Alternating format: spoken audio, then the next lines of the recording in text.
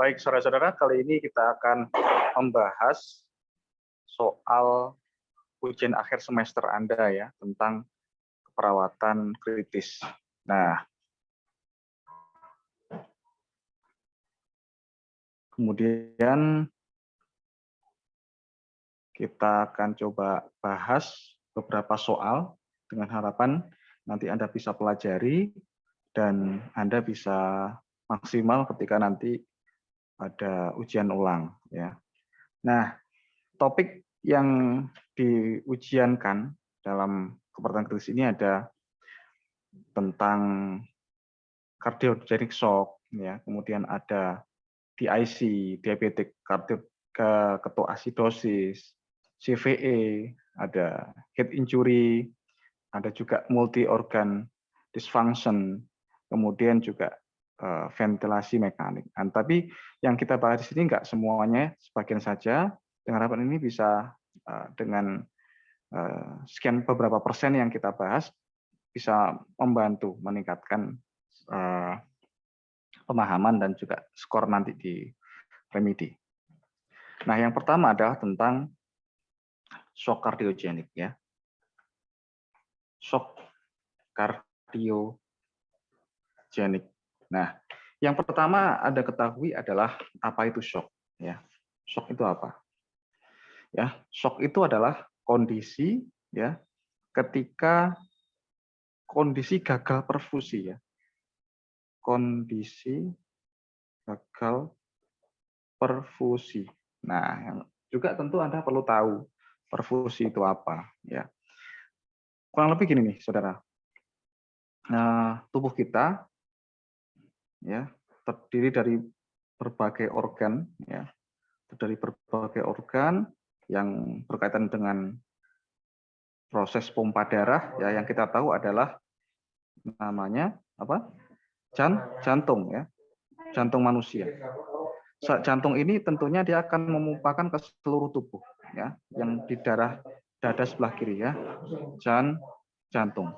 Nah, di sini contohnya dia akan memompa melalui aorta ya, memumpakan, dia mengalirkan ke organ tubuh yang bagian atas maupun ke bagian bawah ya. Nah, kemudian kita ambil contoh aja, suatu contoh gini nih. Tangan kita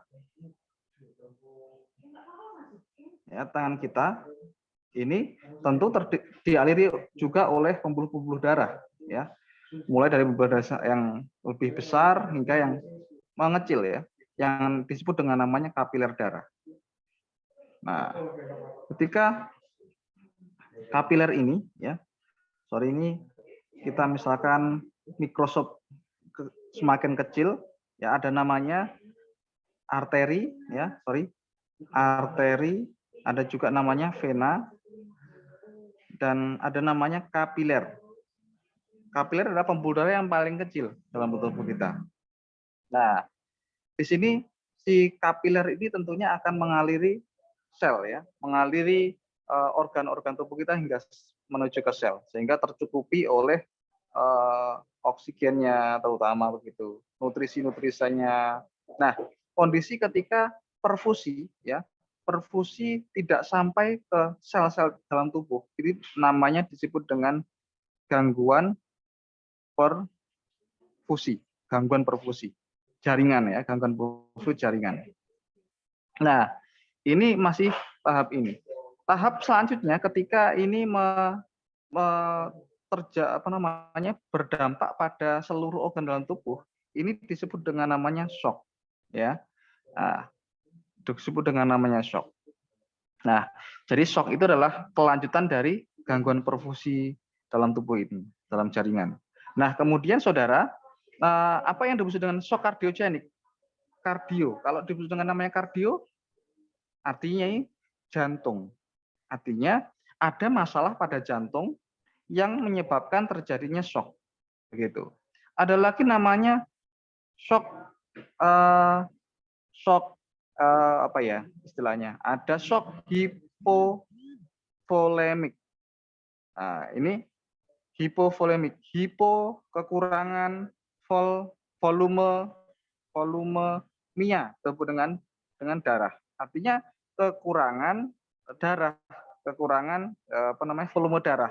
Nah, tadi kita lihat di sini, ini yang bermasalah pada jantungnya sebagai pompanya. Kalau yang hipovolemik yang bermasalah pada isinya yang dipompakan yang kurang.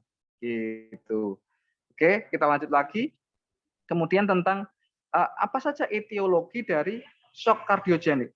Ya, sekarang kita bahas tentang etiologinya. Ya. Etiologi shock kardiogenik. Ya, apa saja?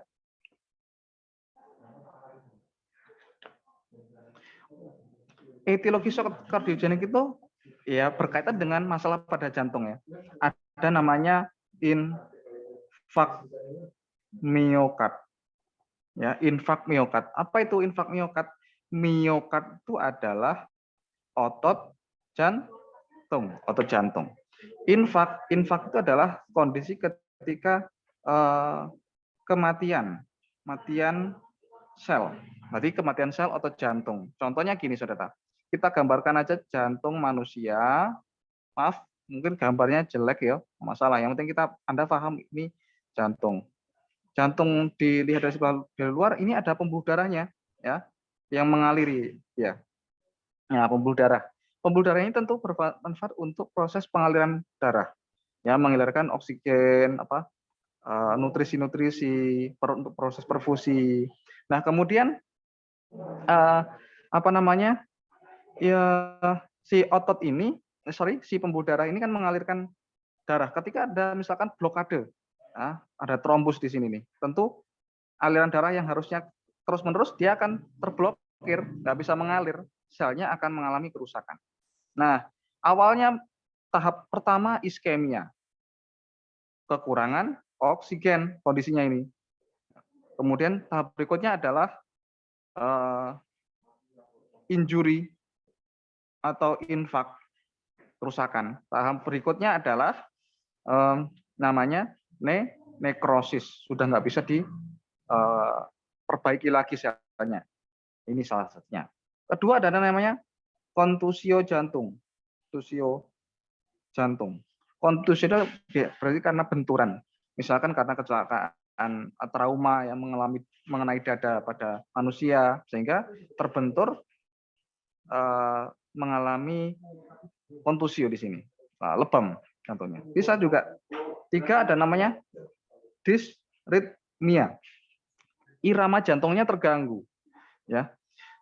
Kalau kita gambarkan detak jantung, ini EKG nih ya. Sorry.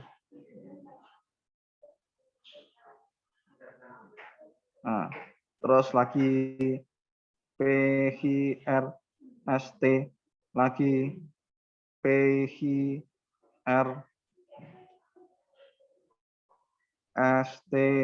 ya, lagi PHRST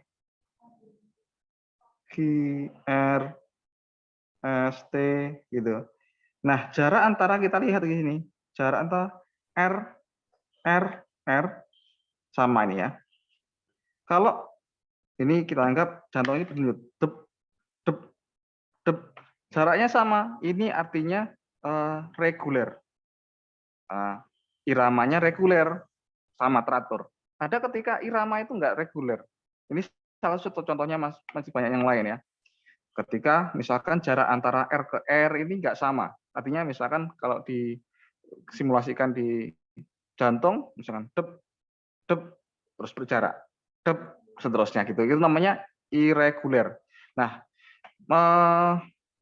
kondisi-kondisi ketika terjadi disritmia, iramanya tidak teratur, tentu ini juga menyebabkan pompa jantung nggak bisa maksimal,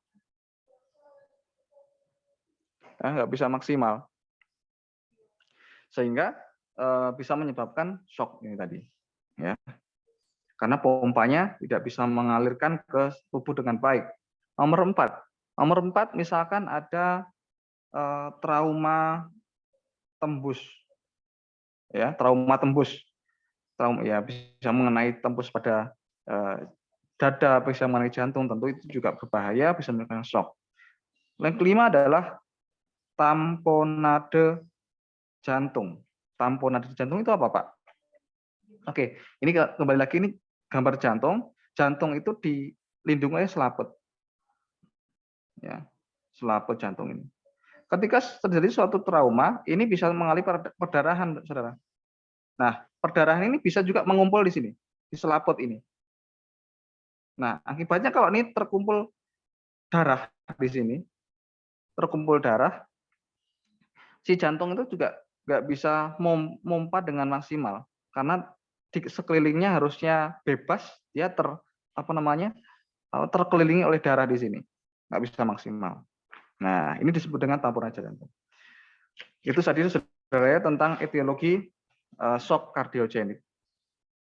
Kemudian ada lagi mungkin pertanyaannya, apa mekanisme atau bagaimana mekanisme shock kardiogenik? Ya, nah shock itu tadi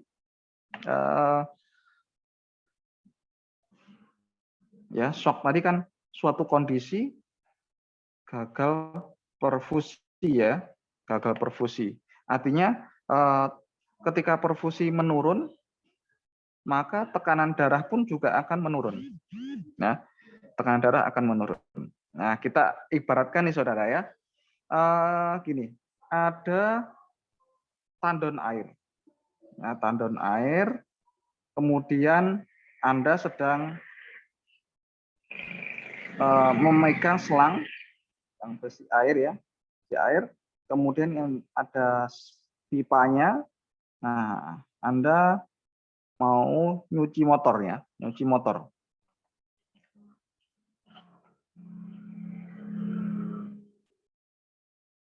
Motornya keren sekali nih, nyuci motor.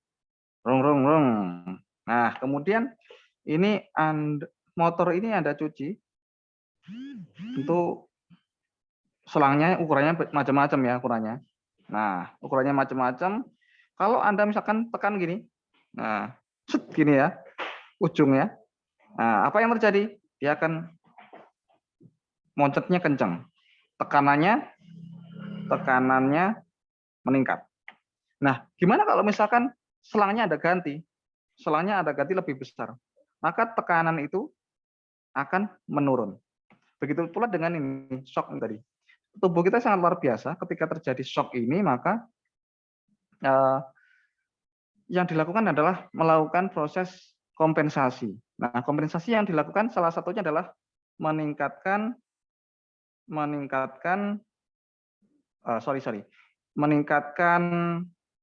denyutan jantung, denyutan. Ya, makanya kalau di praba orang yang shock itu awal mulanya dia akan meningkat nadinya, ya. Karena apa? Supaya jantung memompa dengan cepat, ya. Dengan harapan bisa tekanan darahnya bisa dikompensasi. Kemudian ada lagi juga pembuluh darahnya, ya. Pembuluh darahnya dia dilakukan namanya vasokonstriksi. Ya, vasokonstriksi itu apa, Pak? Vasokonstriksi itu mengecil. Ini pembuluh darah, ya, pembuluh darah manusia. Kalau vasokonstriksinya disempitkan. Nah, kalau vasodilatasi dilebarkan. Nah, melebarkan. Gitu. Jadi ada beberapa obat-obatan tekanan darah ya, hipertensi itu yang fungsinya untuk vasodilatasi, melebarkan. Supaya apa? Tekanan darahnya menurun. Tentu kalau misalkan shock kardiogenik, shock malah terjadi vasodilatasi, malah tambah berat ya. Jadi yang salah satu yang dilakukan adalah melakukan vasokonstriksi pembuluh darah. Ya. Kemudian denyutan meningkat, ini apa istilahnya adalah takikardia. Ya. Kalau menurunkan denyutan disebut dengan bradikardi. Tentu ini justru malah memperberat nih. Ya. Oke. Selain itu saudara, gini, si jantung itu juga salah satunya adalah memompa ke area berbagai organ pada manusia. Contohnya adalah ginjal. ya, pada ginjal. Nah, ginjal ini juga akan disuplai oleh darah, pembuluh darah. Ketika misal ini tujuannya apa? Darah dialiri ke ginjal, ginjal itu akan memproduksi urin. Nah, mana kelebihan air akan dikeluarkan lewat urin. Nah, berikan saya gambarkan, ya. Kita pula sini ya, kemudian. Nah, ini ada bladdernya, uretra. Nah, ini akan menjadi urin, kelebihan airnya. Nah, kalau misalkan terjadi shock, maka kompensasi yang dilakukan adalah dia akan menurunkan suplai ke sini nih. Karena vasokonstriksi menurunkan perfusi ke ginjal juga. Akibatnya apa? Produksi urin menurun. Ya, dengan harapan jangan sampai banyak cairan yang dikeluarkan, nanti tambah menurunkan tekanan darah itu. Nah, lanjut lagi ya, saudara. Manifestasi klinis ya tentang manifestasi klinis atau apa manifestasi itu? Manifestasi adalah tanda gejala, ya tanda gejala.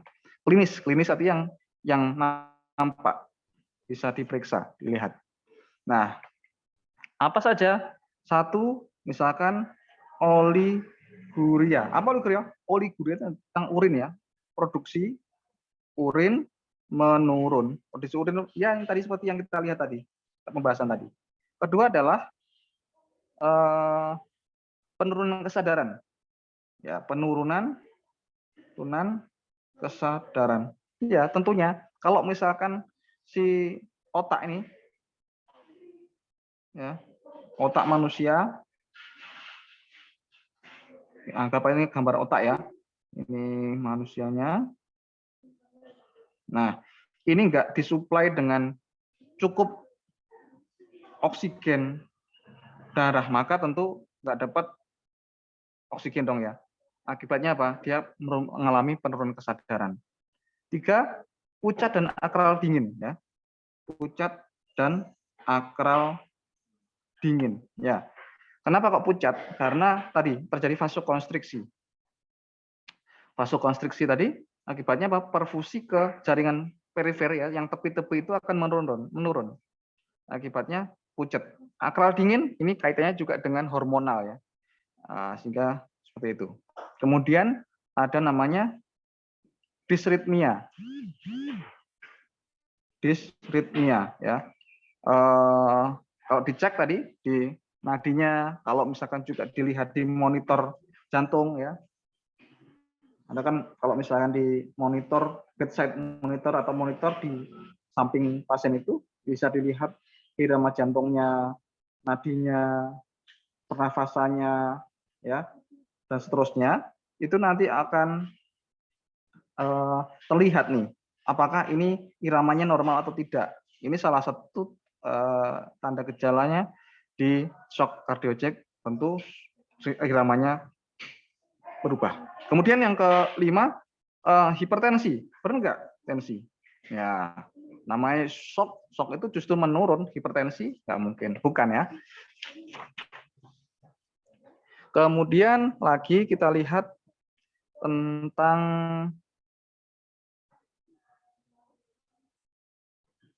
kita lihat ini ada kasus ya. Kasus ya, ada kasus. Terus kemudian kasus itu menyampaikan bahwa ada seorang pasien di ruang ICU. Nah, kemudian dengan apa? Penurunan kesadaran.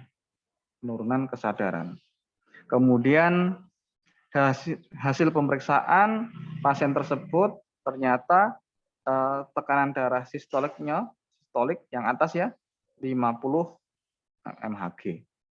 Nadinya 180 kali per menit. Cepat nggak nih? Ya, cepat ya. Ini rendah nih. Kemudian irama jantung. Irama jantung menunjukkan adanya ventricle tachycardia. Anda perlu baca tuh. Ventricle tachycardia itu seperti apa? Ini berkait dengan EKG ya. EKG. Nah, berikutnya saturasi oksigen. Gimana sih saturasi oksigen itu? Saturasi oksigen umumnya biasanya diperiksa di contoh di ujung jari ya. Ujung jari. Nah, jari pada manusia ada alat ya. Seringkali Anda pasti tahu, dijepitkan di ujung jari, di atas ada monitornya, kelihatan di sini. Nadinya berapa? Seterusnya ya. Nah, ini namanya pulse oximetry. Nah, sini lihat berapa prosentase oksigen yang terikat dalam darah. Jadi satu oksigen itu melihat dari prosentase oksigen dalam darah. Normalnya berapa? Normalnya adalah lebih dari 94 normalnya. Ini menunjukkan ternyata saturasi oksigennya berapa? 80%. Menurun ya. Apakah diagnosa keperawatan utama yang tepat pada pasien tersebut? Nah, tentunya kita kalau di pendekatannya ICU itu mulai dari ini kita perlu lihat dulu ya patofisiologinya ya. Ini yang bermasalah ada tekanan darahnya, nadinya, iramanya. Nah, kesadaran menurun ini bisa jadi karena ada masalah pada irama jantung.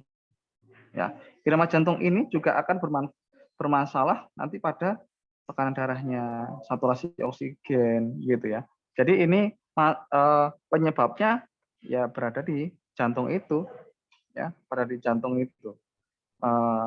Artinya ini ada suatu masalah yang berkaitan dengan curah jantung itu ya. Penurunan curah jantung. Ya, karena pompanya nggak maksimal karena apa? Kelistrikan si jantung itu. Ya, ingat si jantung itu ya, kita gambar jantung. Ini ada atrium ya, yang atas atrium, ventricle. Nah, ini yang bagian kanan dan kiri. Artinya atrium kiri, atrium kanan, ventricle kiri, ventricle kanan, gitu ya. Nah, kemudian di sini ada namanya pembangkit listriknya, ya. Tapi bukan PLTU. Ini namanya SA node, ya. SA node ini memberikan impuls utama si jantung. SA node ini memberikan impuls utama si jantung untuk berdenyut. Dialirkan ke bawahnya, namanya AV node, dialirkan ke bawah lagi, serabut Purkinje. Nah, sehingga semua jantung akan mengalami kontraksi. Nah, inilah gangguan-gangguan kelistrikan itu umumnya ya karena kondisi di sini.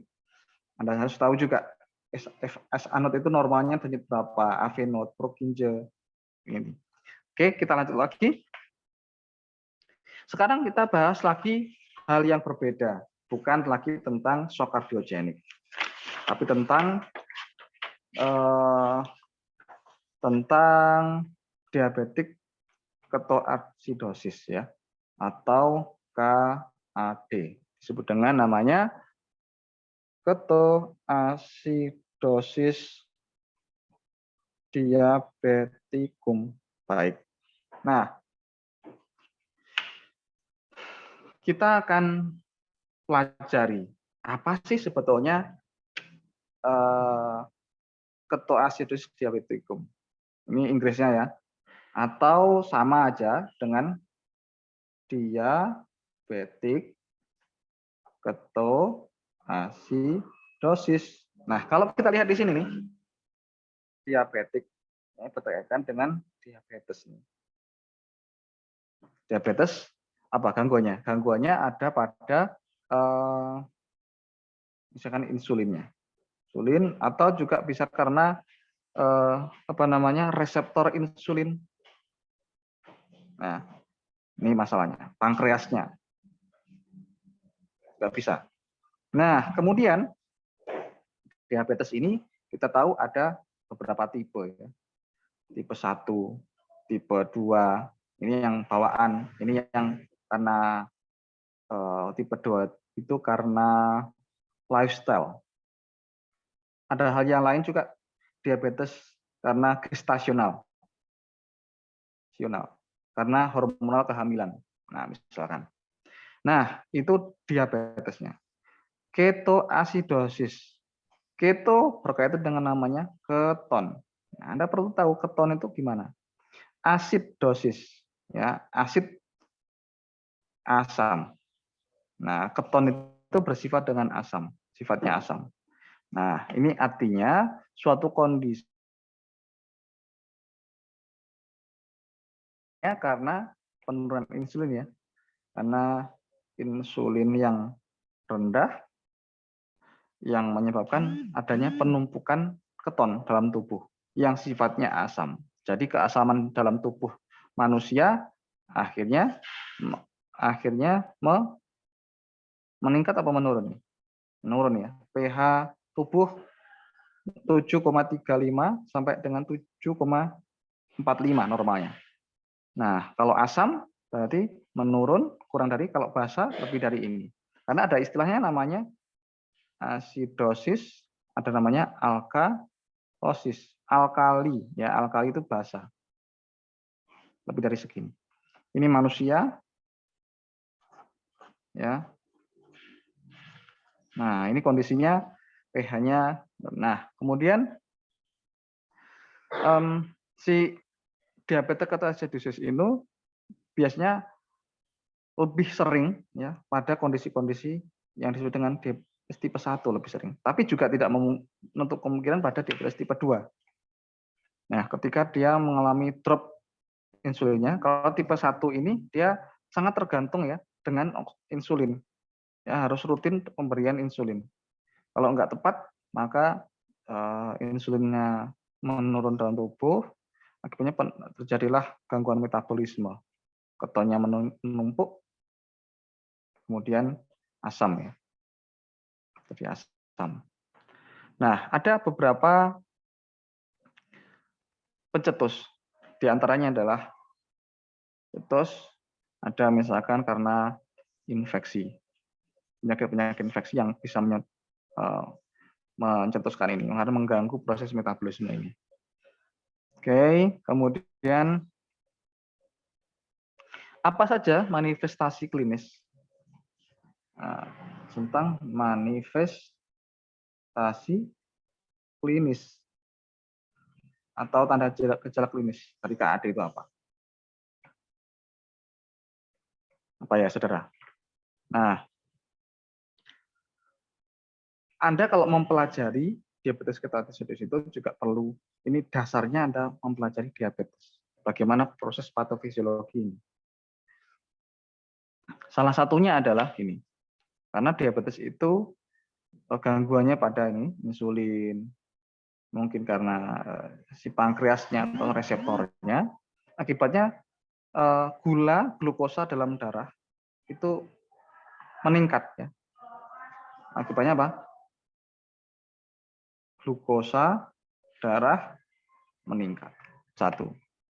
Atau disebut dengan namanya hiperglikemia. Hiper berlebih, glukosa ya, glukosanya berlebih, mia dalam darah. Kelebihan glukosa dalam darah. Gampangnya gitu. Kemudian dikarenakan terjadilah penumpukan glukosa dalam darah, insulin nggak bekerja dengan baik, atau mungkin reseptornya yang bermasalah, maka si pasien itu dia akan mengalami seperti lemas karena nggak cukup energi. Dia akan terasa lapar. Ya, lapar. Ya, lapar akhirnya makan banyak disebut dengan namanya polidipsia. Ada lagi juga, nah pada kondisi penumpukan glukosa dalam darah ini, maka darah itu akan pekat, saudara. Ya, kita bayangkan gini, ya gambarkan. Ini pembuluh darah. Ini glukosa normal kemudian ada penumpukan glukosa. Oh, glukosanya banyak sekali. Ini akibatnya karena gula itu sifatnya pekat ya. Akhirnya terjadilah peningkatan osmolaritas dalam darah. Peningkatan osmolaritas dalam darah akibatnya apa?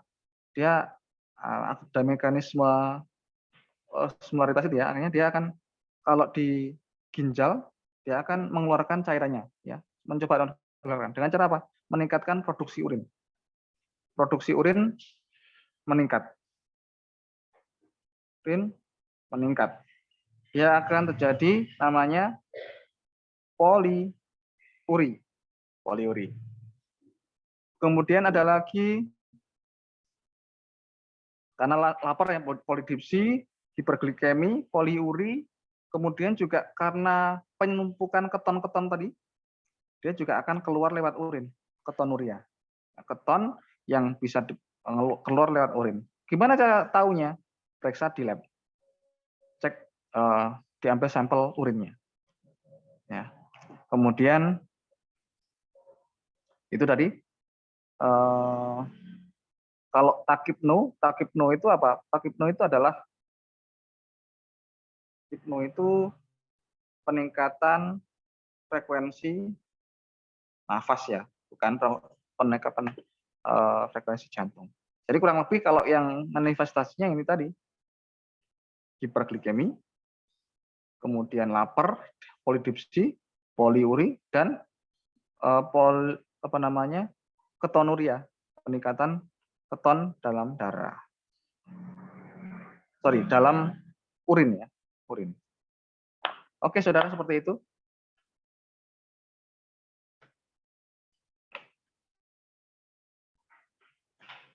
Nah, berikutnya apa lagi ya? Tentang acidosis. Acidosis kan ya kata kuncinya penuh kadar asam ya, asam lambung. Asam ini bisa diketahui dengan melalui pemantauan laboratorium. Ya. Dan kalau diabetik atau acidosis ya karena ini ya, dampak dari ini. Lanjut lagi kita bahas tentang hal lainnya. Nah, mungkin kita bicara bisa tentang namanya stroke CVE, cerebrovascular accident. Cerebro otak, vaskuler pembuluh darah, ya, pembuluh darah. Nah, CVE itu ada namanya CVE infark, ada atau trombus, ada CVE perdarahan atau hemorrhagic perdarahan.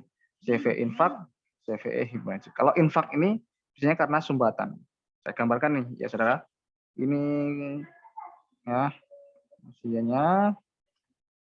Oke, ini otaknya. Nah, ini kan ada pembuluh darah ya. Ada pembuluh darah.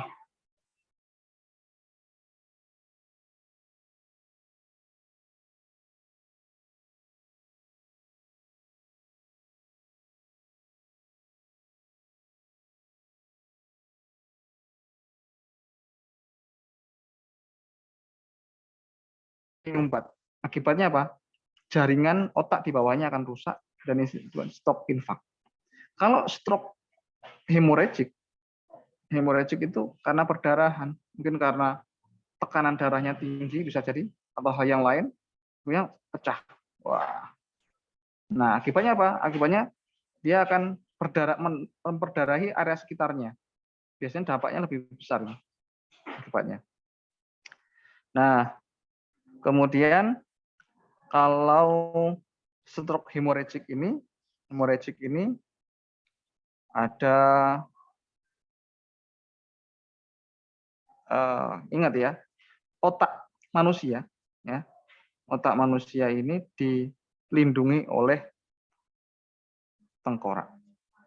Tengkorak apalagi pada orang dewasa ini enggak bisa dengan mudah untuk bergerak, ya, lebih kaku.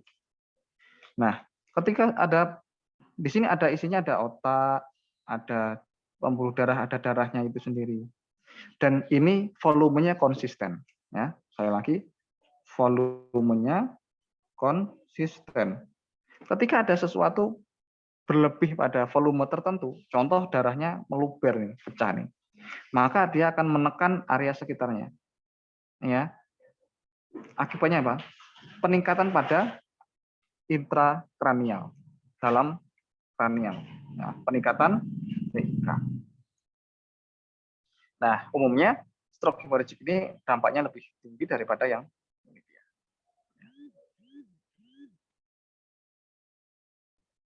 Kemudian Anda juga perlu tahu karena CV ini ya dampaknya pada persarafan, sistem saraf pusat, maka juga Anda perlu tahu bagaimana cara menilai GCS. Ya, GCS ini di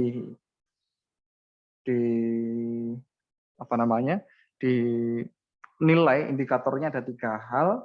Yang pertama adalah eyes, mata, kemudian verbal, kemudian juga yang terakhir adalah motorik.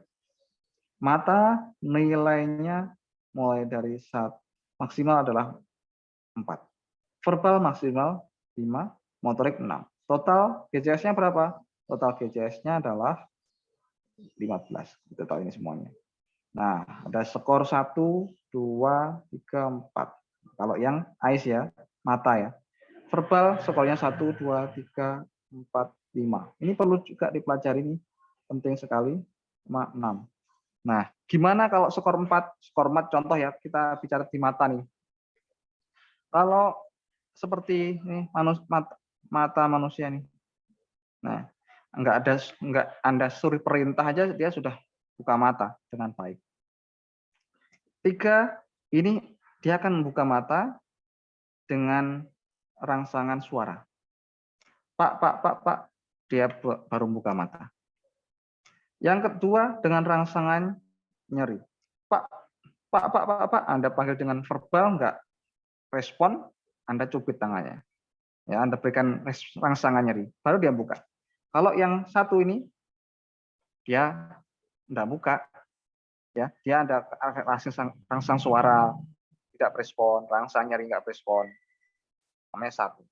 Nah, ini lagi verbal motorik Anda perlu pelajari untuk bisa menilai kasus bagaimana nilai GCS-nya.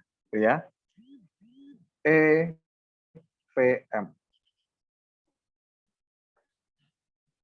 Nah, kemudian saudara,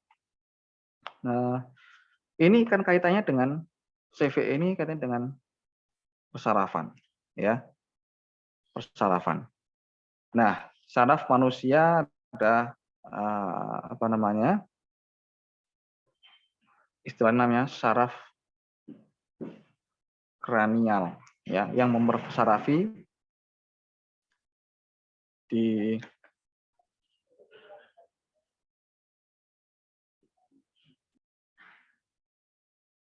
Oke, baik. Saraf kranial ini letaknya ada di dasar otak, ya, di dasar otak di sini. Nah, saraf kranial ini mempersarafi area misalkan otot-otot, ya, otot wajah, kemudian apa namanya, otot untuk pengunyah, ya, dan seterusnya, banyak hal yang dipersarafi. Nah, ini jumlahnya ada 12. Nah, jumlahnya ada 12 dan Anda perlu mempelajari masing-masing namanya. Ada namanya saraf kranial, ya. Kranial ini fungsinya untuk menelan, ya, proses menelan. Kemudian apa namanya, untuk bicara juga bisa berhubungan dengan hal tersebut. Juga misalkan penglihatan, sensori mata, kemudian juga dan hal yang lain ya, masing ada fungsinya nih. Saya kasih mungkin sebutkan ya. Yang pertama ada saraf nomor 1 nih, ada namanya olfaktorius. Olfaktorius. Ya, jenisnya sensori.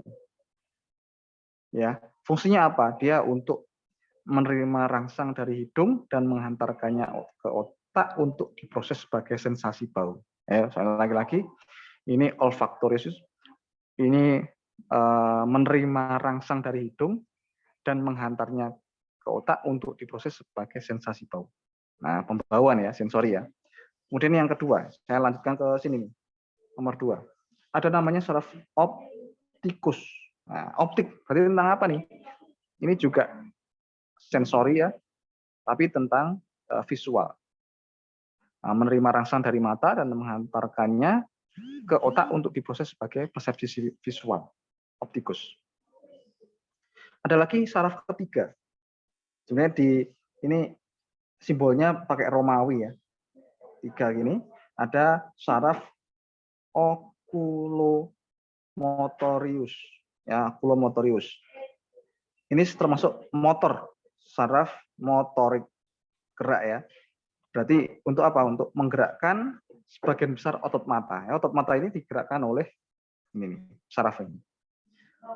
4 ada toklearis. Toklearis.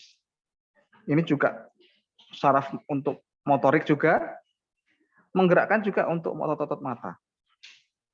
Nah, ada lagi yang kelima, ada namanya trigeminus. Fungsinya untuk apa, Pak? Ini juga sebagai sensori, juga motorik. Ya, sensorinya apa? Untuk menerima rangsang dari wajah untuk diproses di otak sebagai sentuhan. Ya, kalau misalkan wajah Anda, gambarkan disentuh.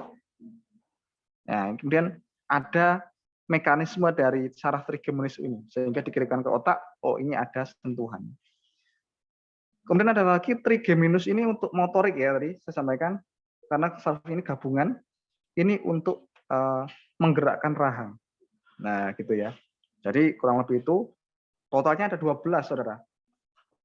Ini masih 5. Nah, perlu pelajari lagi.